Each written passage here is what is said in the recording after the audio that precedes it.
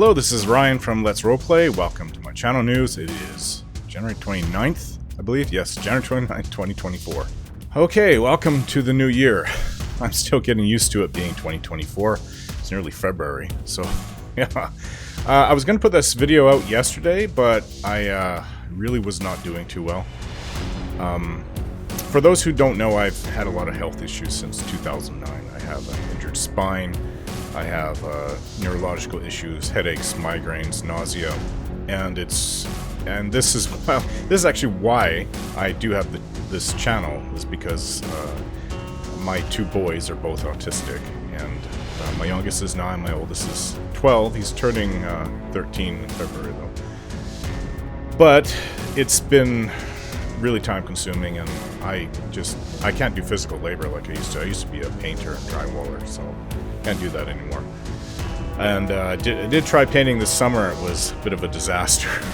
Very painful for me, especially since the ceiling needs to be painted, and oof, the pain and suffering I went through just to do a bathroom, let alone most of the house needed to be done. We had to hire people, but at least I knew what good job was instead of just being clueless. I knew what good painting was, because I used to be a painter. I did it for 5 years back in my 20s. So yeah, neurological issues, headaches, migraines, and nausea. Funny enough, out of the three, you would think migraines would be the worst, and it is when you have a migraine, but I don't always have migraines, although I occasionally do get cluster migraines. Those are, I wouldn't wish that on anyone. Nausea has been the actual worst out of all of it, because it's constant. It's been almost, when I do suffer from this, it was almost every day I would get just severe nausea that would just come in waves. It was debilitating, hard to think, saps your energy, and you feel awful, terrible. But it's really weird, because I was looking up, because we do have a bit of alcohol left over from, I'm not a big drinker, I can't, I get very sick. That's just how my body is. I've learned to deal with it. I drink a little bit here and there, but I can't be a big drinker. I pay for it, like you wouldn't believe. But, and, what was I going to say? Yeah, so I just looked up casually online, does alcohol help with migraines? Or nausea? Does it help with nausea? And I got the strangest response when I looked it up. And apparently hospitals have been doing this to deal with severe nausea to great success. I think this is how you pronounce it. Isopropyl alcohol. Not drinking it. No, do not drink that. This is really, really bad for you. You will die. Do not ever drink this stuff. But just smelling it.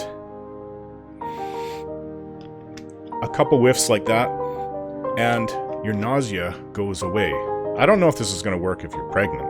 My wife suffered a lot when she was pregnant with our first child. Lots of nausea. Bloating, nausea. She went through hell.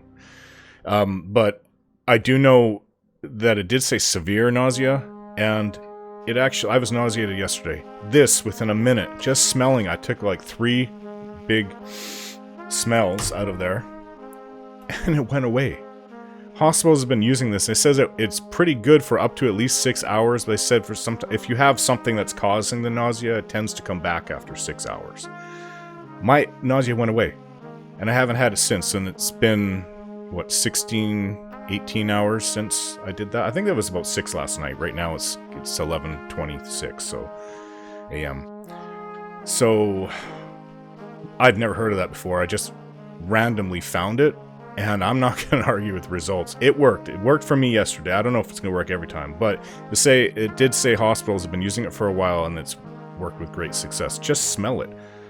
And I don't know how they give it to you. Maybe they give you a little thing to smell in the hospital, but just inhaling isopropyl alcohol, and it just is 70% alcohol. This would kill you. It's poisonous. It's meant to be a cleaner or against harmful bacteria. It says relieve muscle stiffness as well, reduce excessive perspiration, or to aid in preventing bed sores. So it does more than just cleaning. You can rub it on your body too, I guess, if you have sore muscles. But yeah, if that works like that, because everyone should have this in the house. I think I bought this for like $3, like 7 years ago, and it's expired, but I really don't care. It still works. recorder's full. Why not keep it and use it? I need to clean up my keyboard anyways. I was going to use it to wipe it down. So that is huge for me, because that's what I was suffering from the most, was nausea. And I even have videos going back to 2014 saying I've been suffering a lot, and it's not just the migraines, it's the nausea. So that could be a huge game changer for me. I'm glad I just randomly stumbled across that. It's just really weird. Really weird. Never would have thought that this rubbing alcohol would take away nausea. Okay, so aside from that, that's why I postponed it for. That's why I didn't make the video yesterday. I postponed it to make it today. And it also, nobody asked questions when I put out the FAQ Q&A. I have it written down, FAQ.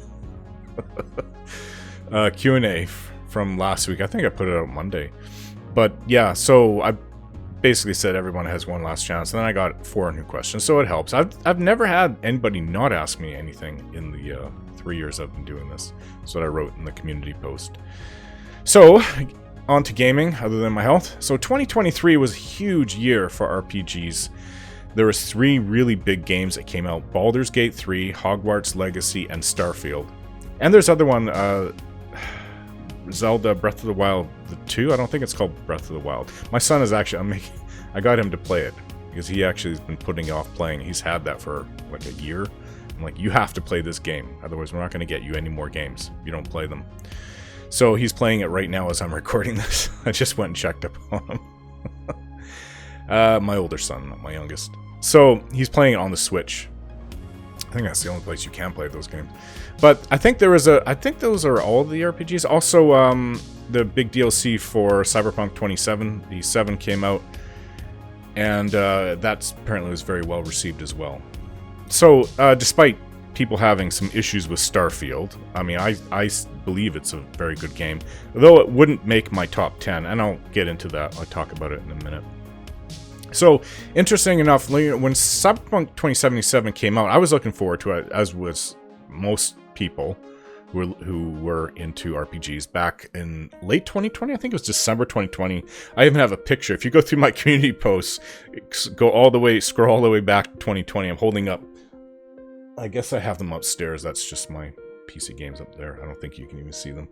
But I'm holding it up to the camera with a picture. Very excited, and it's still wrapped. So I played for like an hour and then I stopped. Not because I wasn't liking it so much as that I noticed a big, huge bug right away in the game, and then I looked it up. Everybody's experiencing massive bugs, and then I'm just like, okay, I'm just gonna put this off for a month. And I think, yeah, I started playing it, got really far into it, and then stopped and waited for a big update come April that year, and it did come, made it much more stable. Most of the bugs were gone, although there was some. But the game was lacking a lot of things that should have been fleshed out before the game even came out. And so I did. I finished the game in like April or May of 2021. Then they just kept on working on it, adding more things, fixing bugs, adding a little bit more here and there. And then they came out with the DLC this last year, which, you know, new actors. Idris Elba is in there. I think he's the main one. There's some other ones in there too, and that was well received. And the game's got so many updates. Like it's like not like how it was in 2020. So people are saying it's a great game now, and I'm kind of using that to say that that's what Bethesda's also doing for Starfield, because they literally have said they plan to not focus on it, but support it for 5 years, which means they're going to add new things and work on it. I'm sure they're going to have some player content that's going to be paid for at some point, maybe in a few years, or I don't know, maybe in 6 months, maybe a month. I don't know what their plans are to monetize that game, but they do plan to work on it. They do plan to support it. Now, I'm not saying Starfield is a bad game. I don't believe it is a bad game as it was when it launched. It's actually the most bug-free of all Bethesda games I've ever played, and I played it through to the end. So, I got almost to the very end, and I just left it. I don't know why. I've just put it off for like the last 3 months. I got very close to the end. but I did all the side quests. I just left the main quest for the very end, so I've pretty much seen all of it. I don't know how the main story ends, but I got really far into that. And I experienced it, like, it's, you know, when Todd Howard says that he's the CEO of Bethesda Games, or Bethesda Softworks, whatever it is, he says their games are more games that are lived-in games. I really got that feeling when he said that, and I started thinking about it, especially with my experience in Skyrim. Like, there's times when I'll make my video of Skyrim, and then I would go and smith, and then sell, and then buy, and I'd play for another hour, or hour and a half, 2 hours, and just get all these little things all done away with and ready for the next video. And my character skill would progress. I wouldn't show you me leveling up. I would always show leveling up. I'd like to do that.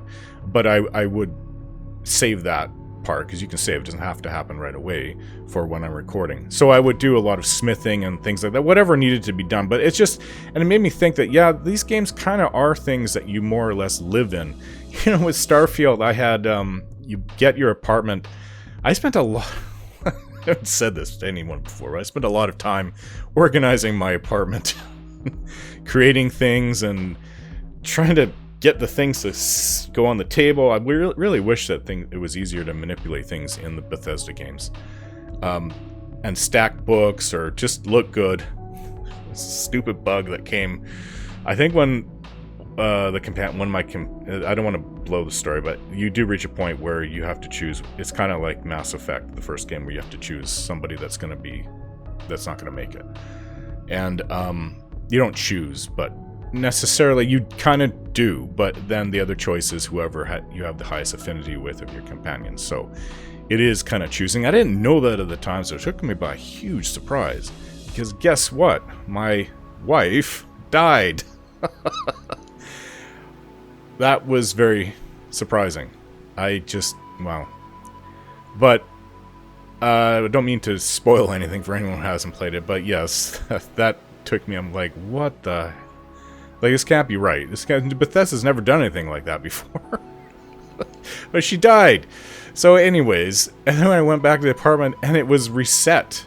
It was an empty apartment. I had spent, I don't know how many hours going through everything. For some reason, one room was completely, or two little small rooms were how I changed it. But everything else, the bedroom, the kitchen, the main living room, was all, and the two balcony, two decks you get, they're all completely empty. Everything I had on there was gone. So it's not completely bug-free. But for the most part, compared to most Bethesda games, it is a bug-free experience. But I don't know, maybe I just got really unlucky with my experience with that, but that was a little frustrating. But anyways, it just goes to show you that the things that you do in the game is like a game that you lived in. This is how Bethesda makes their world. Just look at all the things I do in Fallout 4. With Sanctuary, I've built that up. And then, of course, I show everything to you guys. I spent a long time in my save game building that up just to show everybody. Have all these buildings that I've worked on. And at one point, Fallout 4 has there's a mod that has like a projector, and you can have movies on there. I think a few of them are, well, they're all older ones, of course. But you can also show the strength videos, all the special videos. And there's some older movies in there. The full movies. I think some are black and white, and I'm not sure if they're copyright free, but that's why I didn't want to really do that. But you can have a projector and a screen and just show these movies. They're really small, and you can't really get up to see it too clearly, so you kind of have to stand back. The closer you get, the more fuzzy it gets, so stand back and watch it, but then on your screen it's quite small. But anyways, it's interesting that mods were able to do that. That was from a few years ago. I think that was about 4 or 5 years ago I had that going, or something like that, yeah. But it just goes to show you that you can make these, Bethesda, you can, especially with mods, you can make it a real lived-in world. And I haven't added any mods to my Starfield game either. Just like how it was with Skyrim and Fallout 4, I played through to the end, except for Skyrim, but Fallout 4 I completely played through to the end of the original, the base game, and without mods. So then, you know, I added a whole bunch of mods. I think I have over 100 mods for the one I show on my channel. Maybe 120 or 40 or something like that. For my Skyrim, I have over 400. I think it's 418. Ridiculous amount. Some of them are really minor, and none of them are hugely game-changing. They're just, a lot of them are just to add more life to the world, right? That's what I really like to do. I went out of my way for Morrowind and Oblivion to do that, add that as well, to mixed degrees. Oblivion, my game was quite slowed down at times when I was out.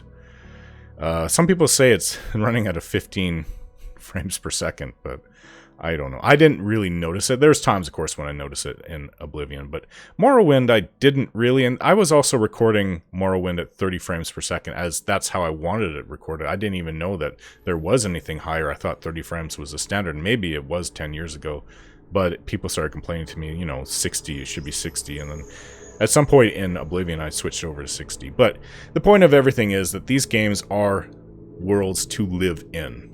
Not as much with Morrowind and Oblivion, but I can really pick that up in Skyrim because of all the things that you can do, like in your homes and with your skills, with just running around and just getting stuff done. It's almost like chores you have to do. You know, between enchanting and smithing and just making sure everything is sold, and alchemy, and it's a lot of stuff. I didn't really pick that up as much with Oblivion and Morrowind, but with Skyrim I really felt it. And pretty much the same thing with Fallout, although it's more building up the world around you instead of... You do things, obviously, to raise your skills, too, but it's not the same mechanics as in the Elder Scrolls, where the more you do something, the higher your skill gets. And then you're able to do other things. In Fallout, for things you do need certain special skills of your special to be a certain point, and then you're at a certain level sometimes, and then you're able to choose that perk. But it's not as same. It's not quite the same. In Starfield, I kind of felt it was more, for me, kind of a mix of Skyrim and Fallout for that lived-in feeling. So, I mean, there was a lot of lived-in world. What does it mean by that? Just doing your things. It's not just going out and adventuring. There's a lot of things that you can do on the side to help facilitate your character to be better, such as increase skills or your equipment. I do like the idea of making equipment in games. I love that. I love building, like smithing in Skyrim and enchanting. It's been a while in Fallout 4 because I have the best equipment there is, but I do very much like the point where you're increasing, like you have to get certain materials and better skills to get better weapons. And I just love that when that game came out, that was one of the greatest things for me, was building up my equipment. To a lesser extent, your settlement, but the equipment part, that really hooked me. And that's why I always scan everything for junk to pick up that I might need. And the first half of my Fallout game, Let's Roleplay, that's what you see me do, going around everywhere trying to find junk that I'll need to, and you do need these things to improve your equipment and build up your home. You really do. It's not like that in Starfield to that extent, though you can improve your ship, and you can, a whole bunch of skills. There's medical, there's guns, there's your spacesuit. Though the guns and spacesuit, I didn't quite feel it's as good. So for some reason in Starfield, everything is heavier, so it's harder to transport everything, and your ship's you would think you can load everything on your ship, right? Because your ship is essentially your home. No, it's not. There's a weight limitation, and I kept on running into that. That I didn't really like in Starfield. You can load up your companions too, just like Fallout 4 and Skyrim, and you can load up your own character, and then you put it in the ship, and then you find, well, you can't really transport much, and because everything just weighs so much, or you just can't carry as much either way. There was a bit of a limitation. I felt like it should have been twice the amount at least, because that's how it was in previous games like Fallout 4 and Skyrim. So, yeah, I mean, I have a lot to say about Bethesda games. I really do like them. Starfield, for me, when I was playing Skyrim and Fallout 4 on my channel with making those videos, There's nothing in Starfield that stood out. Like, I took September off last year just to play Starfield when it came out. The space part is where it should have shined, between more exploration and better space combat. This is something that the game should have been more about, but it wasn't. So, when I was creating Skyrim and Fallout 4 on my channel, I pretty much felt like I was doing more of the same, just playing Starfield, but there was nothing in Starfield to really make it stand out that much. I mean, it's different setting, different story. You're in space, yes, I know, obviously, but when it comes down to the actual game mechanics, other than building your ship and space combat, I can't really think of much else. I know there's little things, but not really that much else. What Starfield has is good writing. It is actually superior to the previous Bethesda games. I'll give it that. I haven't finished this Fallout 4 Far Harbor, so I don't quite know. People are saying it's the best story in all of Fallout 4. So, and I'm just maybe halfway through it. I'm not sure where I am. I can't see there being much left to Fallout 4, so maybe come March, I'll be playing the original Fallout again. So, Starfield needed... So, I mean, like I was saying, I was acting like I do in Fallout 4, where I check everywhere for junk that I might need. I'm reading what I wrote down here. Sadly, in what I felt inside when I got that first space base after the intro, and you kill space pirates in there, I just had this feeling hit me like, oh no, this feels like I'm doing more of the same, right? It just kind of hit me inside, and I felt a little sad. I'm like, oh, not this again. I don't want to go through all this. After I just build up everything in Skyrim and Fallout 4, and it just didn't hit me. It hit me kind of, yeah. But I kept on playing through it, and the characters are better. Your companions are better. It's just that the game lacks game mechanics that, for me, make it shine brightly, or a world or a series of worlds that enthrall me like it was when I first started Skyrim, and still is with Skyrim to a certain extent. What I felt was that they focused on the weakest part of previous Bethesda games, and that's characters and story, but failed to elevate the Starfield universe to something really unique and memorable. And I think that that's where people are kind of, attacking Starfield. Somebody on my channel called it, what is it, Borefield or something like that? Boring Field. But I don't think it's boring. I just wanted something more unique, some game mechanics that make me really excited to play. It's not just about story and characters, though that is a huge part of it, and they've been attacked on that for years now. That's their weakest part. They just need really great mechanics. They came out with great ones for Skyrim that kind of continued and built upon that for Fallout 4, but where was it for Starfield? The space battle, for space fighting, is...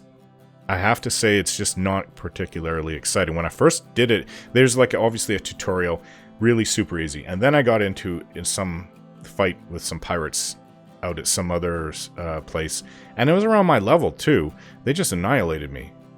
Right? So I figured, okay, I've got to focus on building up my ship and maybe increasing my skills. That's another thing for Starfield. There's so many skills in that at the point where I am, I just feel like I should have twice as many skills. I know you're going to get overpowered and you should pick and choose, but it just feels like I don't have enough skills in there. Maybe they're going to have several DLCs which will greatly increase your levels, but it just feels like there's so many skills in the game, and I'm not really able to touch many of them. There's whole sections, like, because I'm choosing what I obviously think I need, right? So, the most, because this is the way I'm playing. However, there's other ways to play. Like, I don't have to start out as a medic, a combat medic, that as your background, and then you obviously have one skill in the first level out of 4 of medical, and then I think you get pistols first out of 4 there. Sure, if there's a third skill, I haven't played it since like September or October, but yeah, I don't know. It's weird that there's so many skills, like in Skyrim, that I will choose how I'm playing. I don't feel I need those other ones. But in Starfield, there's a whole bunch of skills like, yeah, I could use that. Yeah, I can go for that. But I have to do this because this is where I need the skills right now. And I'm pretty much at endgame. I'm not sure what level my character is. It's been a few months. But there's not much left of the game, because I've done everything but the last few story quests, the main story. And at this point, I feel like I should be more powerful, more skilled with my skills. Although you do have all these other things, like, I'm not sure, special abilities. And it's not in combat so much that the game kind of got a little easier near the end, typical Bethesda game. But, yeah, so it's not combat, it's just other things which I am not skilled in. You know, you can become a gourmet food creator, and the food you make is healthier for you. It does more health, gives you bonus like buffs, or it increases your health. It gives you more health, I mean to say, like drinking a health potion. But yeah, there's just a lot of things. There's if there was 10 skills, I probably am maybe 3. I've got about 3 out of them, if I'm going to use that analogy or that kind of comparison. If there's 10 skills in the game, I've only gotten about 3 of them. So there's a lot of other things to explore that I haven't even touched. And there's obviously different weapon types, and I think I went my typical. I like what is it? The ones that I always like. I know what gun it is, but what would it be called? Anyways, you're just like an assault gun, assault rifle. I don't like automatic so much because the bullets you go through fast. I prefer just a semi-auto type. It feels more impactful and meaningful when I choose my shots instead of just unloading on the enemies, but that's how I play, personally. But anyways, so enough with that. Starfield is going to be supported, so I think that they are coming out. We're working on stuff. They needed other mechanics like ground travel, perhaps being in a mech suit, and other things. Space, they need to increase the immersion of exploration or travel, because it just feels like a series of fast traveling between everywhere. They play a little 2 or 3 second video of your ship going by, and that's the fast travel mechanic. It just feels like you're just fast traveling everywhere, and that is a bit of a gripe that many people complain about, and I can't refute that, really. So anyways, off of the Bethesda games, let's go to Baldur's Gate. Baldur's Gate 3, I find, is a fantastic game. If you haven't played it, start watching those Let's Roleplay videos on my channel. It's very, very well done and so addicting. The game is very addicting. While it doesn't have the world that I want to live in that Skyrim has, it does have excellent story, characters, addicting combat, game mechanics, and character stats. It's a real full RPG. It's 5th edition Dungeons and Dragons. And I think one of the biggest things, unlike many RPGs, it has meaningful choices that few other RPGs can even come close to having. So for me, I wanted to I attempted back in 2020 for Baldur's Gate 1 and 2 was my plans to create a female character but have it fully voiced with speech synthesis, if I'm saying it correctly. Cinnamon. I have trouble saying cinnamon. Cinnamon. Speech synthesis. So one of the best, there was nothing at the time in 2020. I think it was mostly theoretical, and there was several companies that were working on it, but there was nothing that was out that I could have used or worked with. And so I tried it again, looking into it before Baldur's Gate 3. So I went to 11 Labs, which is probably that's the most recommended one.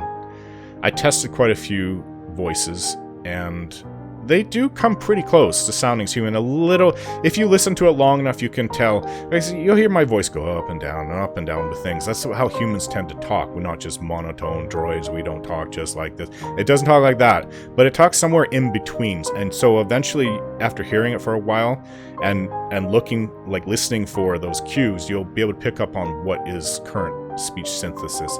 They can't have them laugh yet, at least at 11 Labs. Unless they change that within the last, since December. That's when I was started Baldur's Gate 3. And other things that make you sound human. And, you know, I kind of need that. I want that human sounding voice, and I don't want people to start complaining, oh, you're just using AI voice, it's too obvious. I don't want to listen to it anymore. Right? I didn't want that, so I just went with my own male voice, so I went with the male character. I picked up a lot of flack. And I can see from both sides, playing a female character with my own male voice. I don't truly really care, because when I'm reading a book, I don't care who the author was, if it's male or female, as long as it's a good story, I don't have a problem with that. I've got a lot of Dungeons & Dragons books behind me. And some are written by women, most by men, and it really doesn't matter. So when I'm reading R.A. Salvatore's books about Drizzt Do'Urden, I don't care if he has perspective from a female character. But I think what the sticking point was that you're hearing my male voice a female character. Personally, I don't really care. But I'd rather avoid that. A lot of people that were watching my videos on my channel said I'm not even going to watch those videos because of that. So, but anyways, so I did attempt it, and because of the limitations, I just felt I couldn't go with any speech synthesis. So I went with my own voice and made a male character. But, you know, a lot of people were giving me options, like, because I did ask what class I should play, and people were saying, play Dark Urge, or play this, play that. I felt like the best thing for me to do was to work on use all the lore I have from Baldur's Gate 1 and 2 for my character, and just play as, you know, the grandson. The grandmother that my current character in Baldur's Gate 3 has, she's an elf, so they're very long-lived. So that's, even though it's 120 years apart between Baldur's Gate 2 and Baldur's Gate 2, Throne of Ball, and Baldur's Gate 3. It's 121 years. So from 1371 DR to 1492. And so it worked. It worked well, I thought, as I started thinking about it, and I just went, yeah, I'm going to go with that. And I like my character. It's one of the first few I've written about that doesn't have a tragic backstory. And I even asked that in one of the questions in the polls. And people don't really care as long as it's, you know, they've written well and they like the character. But I think it's interesting to have a tragic past, though it gets a little tiring if that's all you do is characters. This tragic past and this tragic past and this. I think Torald Jensen had pretty well. Before game time, he had the worst. Then I would say it was Ryan Moore from Fallout 4, because you lose your wife and then your child is basically gone, which is horrible. But yeah. So now onto the Skyrim issue. Of it working on my channel, and I've narrowed it down to last week, because today is Monday, so the weekend before last I narrowed it down. But I haven't made a video in 5 days because my youngest son brought home something nasty from school, and I was just feeling horrible until today, pretty much. And the nausea, I don't know. I was feeling pretty sick on Saturday. I don't know if the nausea, I think that's a neurological thing that I have, but still tie that with just getting over being sick with some cold, and you just don't feel like doing anything. I was just too fatigued to work. I played Baldur's Gate 3, I played other games, to pass the time, but I was just in no mood to make videos. Couldn't think clearly and no energy. So, yeah, I've run it. It seems to be one mod that's making Skyrim not work for me. I know pretty much everyone else has gotten their Skyrim to work, some of them within a few days after that fiasco. And so this one mod, about 30 mods are dependent upon it, and it's what's making it crash, the Bethesda logo for me, I believe. That's what I've narrowed it down to after about 2 months of talking online.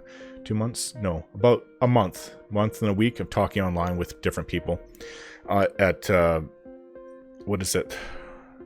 What is that huge modding place? Oh, hold on. Still recording, so I'm not leaving anything. Nexus mods. I get a lot of brain fog when I don't get proper sleep. I didn't get the greatest sleep last night. Nexus mods, yeah. So yeah, I've been helped, and he is what narrowed it down to me. Otherwise, I would just go through 400 mods one at a time to see what's working and whatnot. I didn't want to do that. or try to go with the newest number. It's just a number they changed. It's not like anything else has changed for Skyrim. But some mods, this big one, Sky UI, is still not working, as far as I heard, at least about a week or two ago. It's not working with the newest version. So a lot of my mods are dependent on that. So I didn't want to run into problems on that other side. And someone said, oh yeah, they got Skyrim working, but their saved game is corrupted with the new version. I really didn't want, that's the worst case scenario. I didn't want that either. So I tried to focus and downgrade my version to the older version and try to get everything working like how it was. And it is possible to do that. It's just for some reason one mod is causing me issues. I don't know if it's just one mod, because I haven't really had a chance to get into there and work on it yet. So, and modding takes a lot of thinking, technical, mathematical type, logical thinking, not creativity, which is like I'm bringing in from who knows where for inspiration. And it's not artsy stuff, it's more like mathematical. And I kind of feel like I'm split between two different halves. Like, I do love strategy games, which is a lot more of that logical type, and RPGs, which is more of the artsy type, living in that world and you know what I'm trying to say. That I love both. I've got like two halves. Yin yang, was it male and female? I like both into one.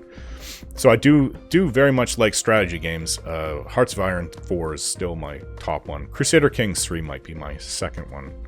And I just love well done strategy games. Yeah, they're awesome. Okay, so now that that's been talked about, let's get on to the Q&A.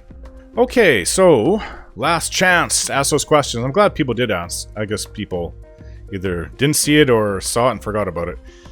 But Phantom Games started. So I don't know why it does this. It's not in order. So, anyways, I like to go in order. So DMC Fan 1214 or 1214. Do you play the State of Decay series? If you haven't, I would highly suggest you do. It is really good and very fun. And then we go to Phantom Games. Phantom Games 117. Do you plan on doing a Crusader Kings 3 playthrough at some point? And then he asks, are you a fan of any sports? And then Lord Oryx asks, are there any other games you're considering doing an in-character playthrough? I adore the various stories so far. I wonder where else you might want to go. Me too. Yeah, I wonder where I'm going to go too. I don't always, I know for my games, but how things turn out, it's always interesting even for me, because I never expected, and I've said this before, I know, but if you haven't heard it, it might be interesting to you. I had never expected Fallout 4 to be so dark. The intro is, like the first hour, horrible experience for anybody to go through. Losing your wife, being shot right in front of you. You're in you can't do anything about it. You're in a cryopod that's closed. You just have the window to look through. And your son being kidnapped, your infant son being kidnapped. Terrible. Terrible start. So I didn't plan for it to be like that, but as I went through that, I'm like, holy wow. So I had to kind of, go with it. You obviously have to. That's just the way the game is written. It's a horrible way to start your adventure, but that's how it is. So we're going to go DMC Fan 1214. Do you play the State of Decay series? If you haven't, I would highly suggest you do. It is really good and very fun. So I wrote back. I have both games for my Xbox. I'm not sure if they did anything past the second one. So I played it around 5 years ago. I think I got pretty far into it. It is the first game. I have both. It was a fun game. I haven't touched the second one, although it looked even better than the first. Now I'm thinking of it, I regret that I missed out on that. I just sort of forgot about them once I started my channel in 2020. I still have several games on my Xbox I haven't played. Same with my PC. There's probably a dozen games on PC I've never touched that I'd like to do. Some I'm saving for my channel at some point. Could be years from now. So, Phantom Games 117. Do you plan on doing a Crusader Kings 3 playthrough at some point? That would be very interesting, because there's been some characters, especially if you play them young, when you start out young, you could play, I play like for a week with them, depending on what's going on in your game, of course. They can last a while, so I honestly don't know how I would do that strategy game. It is this closest thing to an RPG in a strategy, because you do play that character's life. You can play it. Every character is born. Every character dies at some point. You have children. Children have children. Your grandchildren have children. You can be a great grandparent. I've had two characters, but one character actually lived past 100. That was apparently some people say, yeah, that happens to me all the time. It's only happened to me like twice, and they were born with some health bonus or something like that, and they tended to last a long time. And I think it was just about the middle of last year. I'm like, holy, I didn't even know you can play past 80. I've never had a character even hit 80 before. And this character, I think he got up to, I don't know what it was, like 105 or 107 or something. It was nuts. I'm like, this character's never gonna die. Plus, you can choose to. Is it your focus? That's Hearts of Iron. What is it? Your life choices or whatever it's called. I've played so much Crusader Kings 2 and 3. Of course, I don't even remember what that is. But you choose a focus, and it expires. You can change it every 5 years or continue it. And you have whole things of, you have to gain experience, and you get to the next, you choose the next one in the choices. There's 3 different trees, and then you can choose down the trees and things like that. So it's like leveling up, perks when you level up. And you can choose ones to get better health, which means your character should, if they're fortunate, live, because you can die from disease, you can die from assassins, you can die from anything, and that happens in real life. Spurned lover. I died. I think one of my characters was a female. She just like within a month or two, her brother killed her because I don't know why. It was an assassination, and his brother, there's a reason for it. I've even had it where I think this is rare because you require like a duke over you, so you'd have to be a count. So it starts, Baron, you just have that one small holding which you cannot play on is in Crusader Kings. So count is higher, which you can have one or more provinces or whatever. And then there's a duke above that, and then above that's a king, and above that's emperor. But you'd have to have a duke that's above, and the duke for some reason kidnapped my love. I don't even know if we were married yet. Might have been married. And he kidnapped her, and then I had to go and rescue her. That's only happened to me once. That was like my first playthrough in Crusader Kings 3. Very interesting. There's so many things that happen, which can make it a really interesting RPG. But it's not like you're moving about in the world. You're just basically staring at a map, and you have pop-ups in which you have to read. It doesn't read them for you. But it's very well done. With all the different languages, I mean, I don't know. I think it's best if you read it yourself, because it's not just English countries, right? And English wasn't the same back then. It goes back to the 800s, all the way up to the 1400s. So, yeah. So I think it's a lot of reading, and to play your character, I don't even know how I would do it to make it interesting to as a let's roleplay. I can, of course, just do it as a let's play, but a let's roleplay is different. It's where you play as your character. I suppose I could cut out things, some of the more monotonous things, and just show the more exciting parts. I don't know. It might be not the easiest thing to do. I'm up for the challenge, of course, but I still have a playthrough that I was playing recently, a couple weeks back. I do think it's a great strategy game. So another person actually asked me if I would do Crusader Kings 3 a few weeks ago as well. I told that person I have a lineup of RPGs I have set that I want to go through on my channel, and while I do like strategy games a lot, just as much as RPGs, I just don't have the time to do everything I want to do. I'd love to do a Let's Roleplay of Dishonored as well, but again, no time. And then Phantom Games 117 asks, are you a fan of any sports? Not right now. Just again, no time. My downtime is either being with my family, reading, being outdoors, walks, biking, playing video games. I also watch YouTube, or some of the streaming services. That's my life, and my entire family has never really been into sports. It's just how into watching them. I've had periods where I was watching the Vancouver Canucks, which is, hockey. But considering how much of a letdown they've been all my life, getting so close 3 times since the early 80s, but never actually winning the Stanley Cup. It's hard to be a Vancouver Canucks fan. It's hard to be a hockey fan here, if you ask me. So you have your diehards no matter what. I was getting stressed out with that last time they were in the fourth round of the playoffs. I was stressed out watching them play Boston, and I don't know. They started strong, then they just ended up getting clobbered. I couldn't watch the last game after about the first hour. It was obvious they weren't going to win. They were doing terrible. I think they lost 4-0. It's terrible. There was the 7th game, so they obviously had skill to get to the 4th round, 7th game of the playoffs. And, well, sadly, they lost in overtime, 4th round, 7th game in, 92? 94.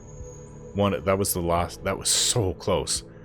It's obviously sudden death and they lost. I didn't even know about that until later when I read up about it years later, but I can't believe they lost overtime. They lost in overtime. It's just one. Whoever gets the goal wins the entire the playoffs, the Stanley Cup they won. It's done. I can't believe that our team here lost in overtime. That was unbelievably close. That's the closest we've ever come. There was a riot over that. In fact, our city had 2 riots over that one and the last one that I did watch in 2012. So I don't know. I mean, I've grown up seeing other kids be sports fanatics, and I've worked with a guy that used to get up every morning and memorize every stat about every team and hockey player. Ugh. No, thank you. It just seems like a big waste of time to me. Things like that, seeing things like that all my life is a bit of a turnoff with sports. You just enjoy the goddamn game. But I found it hard to watch it. I had a friend that was watching it too. He was stressed out last time the Canucks were in the 4th round of the playoffs. So he was stressed out. I was stressed out. I think a lot of us were. Yeah. I guess I'm not a fair weather. Well, I think you know what I'm trying to say. I'm just not a really big sports fan, and when I do get into it, I guess it's all or nothing, and then with our team, it ends up being nothing, so where am I left with? Not much. So I've got more interesting things to do in my life. Not that I used to play a lot of basketball, soccer, and baseball when I was younger, too, so especially basketball. Because I'm tall. You may not be able to tell. I'm 6'2", so I think I've shrunken a bit. I'm 6'1" now. Getting close to 50, you start to shrink. So, Lord Oryx asks, are there any other games you're considering doing in a character playthrough? I adore the various stories so far. I wonder where else you might want to go. Okay, so I wanted this question to be a bit of an add-on to the previous one about Crusader Kings 3. For me, when I think about RPGs, there's the big 5. There's The Elder Scrolls, there's Baldur's Gate, and then there's Fallout series.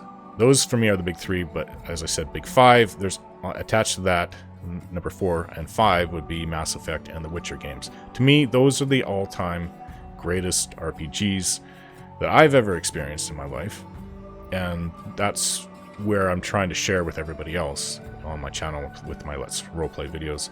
So I guess in 6th spot, there would be Dragon Age, the Dragon Age games.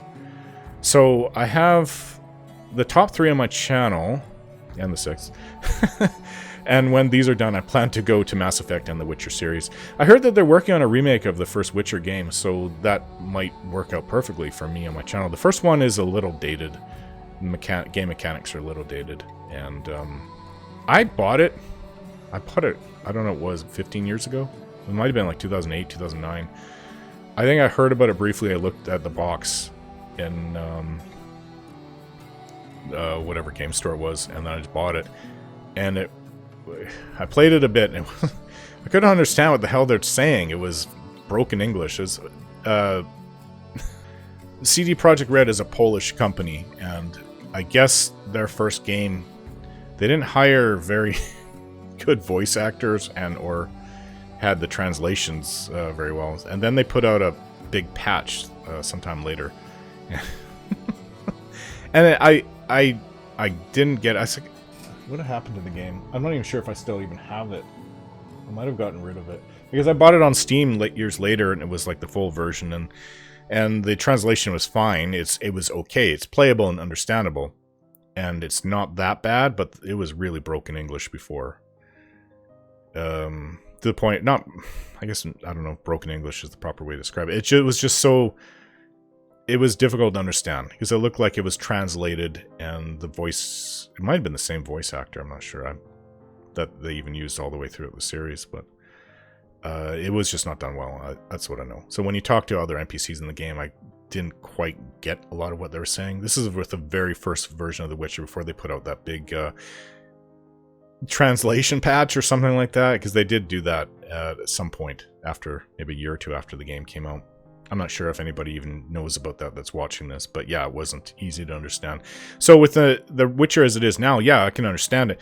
But if they're going to do a remake of it with CD Projekt Red's quality, I'm not looking at how Cyberpunk 2077 launched, but how it is now, they're pretty good. The Witcher 3 is a great game, and I did play that to the very end. I didn't do the whatever Blood and Wine DLC. I did a few other DLCs, not the Blood and Wine one.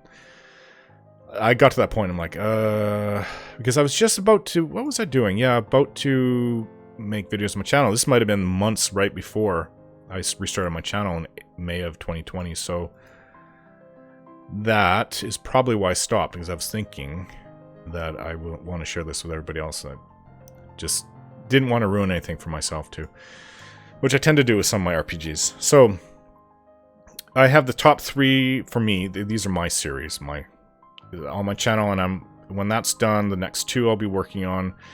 So I actually plan on shrinking my videos down to about 3 per week, 1 per game at some point this year, maybe in the next few months.